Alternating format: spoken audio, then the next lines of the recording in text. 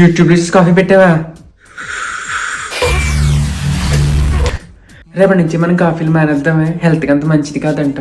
Lunch box, evening తినడానికి snacks కూడా పెట్టేసావా? చాలా ఎక్కువ పెట్టేసావు. ఈ ఎర్ర గులాబీని చూసిన ప్రతిసారి నేను గుర్తొస్తానా నీకు? బావా నువ్వు నమ్మవురా, 2 months బ్యాక్ అమ్మాయి ఎవరో కూడా తెలియదురా నాకు. ప్రపంచం మారిపోయింది అమ్మాయి వచ్చిన తర్వాత. 6 kgs కందిపప్పు, 25 kgs బియ్యం బత్త అయితే మన దరిద్రం పోవడానికి పూజలు చేస్తాడు మీ చిన్నాన్న. అసలు మనకు పట్టిన దరిద్రమే ఆడు కదా. ఇలాంటివన్నీ ఎలా నమ్ముతున్నావు నువ్వు?